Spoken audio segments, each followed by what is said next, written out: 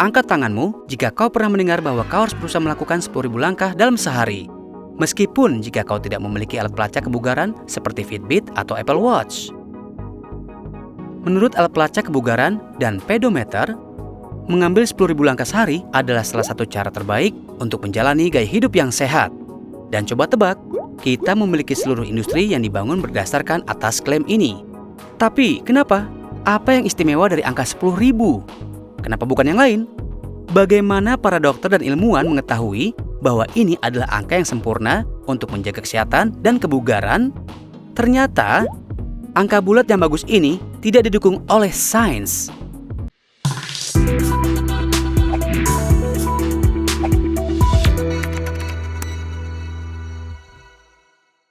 Asal-usul angka ini bisa ditelusuri kembali di pertengahan 1960-an di Jepang ketika pedometer yang bisa digunakan keluar untuk pertama kalinya di dunia. Para pengembang menamakan perangkatnya Manpoke yang secara harfiah diterjemahkan menjadi 10.000 langkah meter. Mereka kemudian mengambil keuntungan dari kemeriahan Olimpiade Tokyo 1964 untuk mempromosikannya. Sekarang, beberapa dekade kemudian, orang-orang berusaha untuk mencapai sejumlah besar langkah ini berkat pemasaran yang cerdik dan juga tidak banyak sains. Tidak ada bukti konklusif bahwa 10.000 langkah harus menjadi tujuan kesehatan utamamu. Sebaliknya, yang sebenarnya paling penting adalah seberapa cepat kau bergerak dan itu didukung oleh sains. Penelitian juga menunjukkan bahwa olahraga ringan atau berat berkaitan dengan lebih sedikitnya gejala depresi, berkurangnya perasaan cemas, kualitas tidur yang lebih baik, kekuatan tulang yang lebih tinggi, dan lain-lain. Itulah sebabnya banyak pedoman kesehatan merekomendasikan jumlah waktu tertentu untuk suatu kegiatan daripada sejumlah langkah.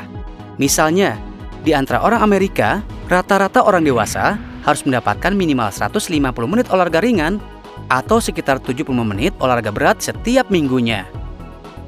Dan coba tebak, kita bisa menerjemahkan pedoman kesehatan ini menjadi langkah juga. Bagaimana? Kamu mungkin ingin bertanya?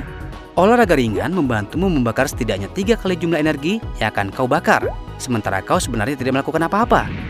Penelitian menunjukkan bahwa untuk beberapa orang dewasa, ini setara dengan berjalan dengan kecepatan 100 langkah per menit, atau sekitar 4 km per jam. Jadi, kau harus berjalan sekitar 15.000 langkah per minggu, atau sekitar 2.100 langkah per harinya.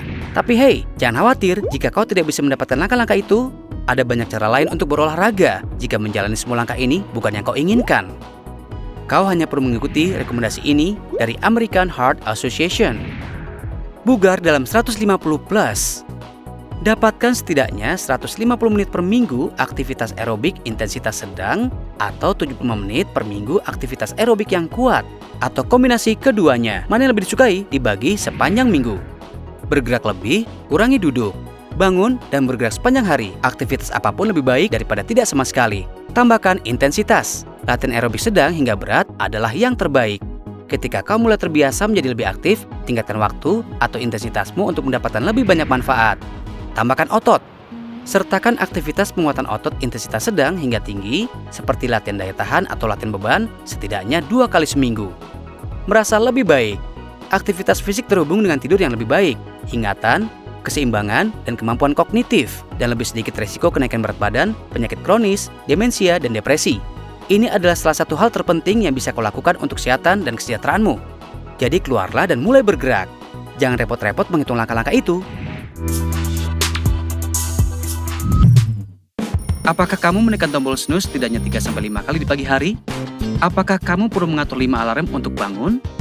Apakah kamu sering terlambat bekerja karena kamu melewatkan alarm?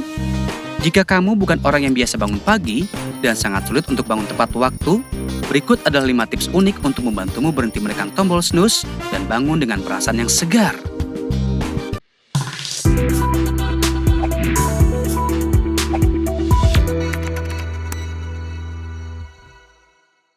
Jauhkan alarmmu.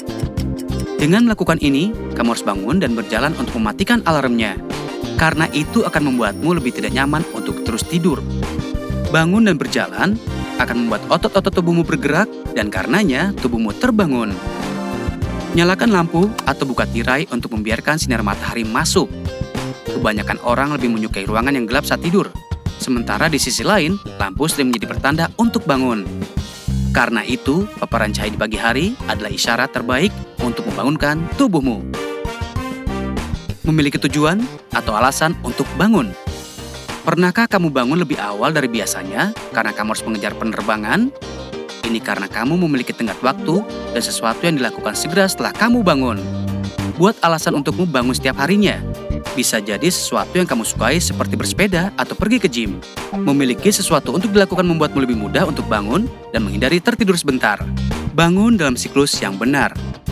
Penelitian menunjukkan bahwa jumlah REM atau Rapid Eye Movement tidur yang kamu dapatkan lebih penting daripada jumlah total tidur yang kamu dapatkan. Tertidur lagi membingungkan otakmu dan secara signifikan berdampak pada siklus REM-mu.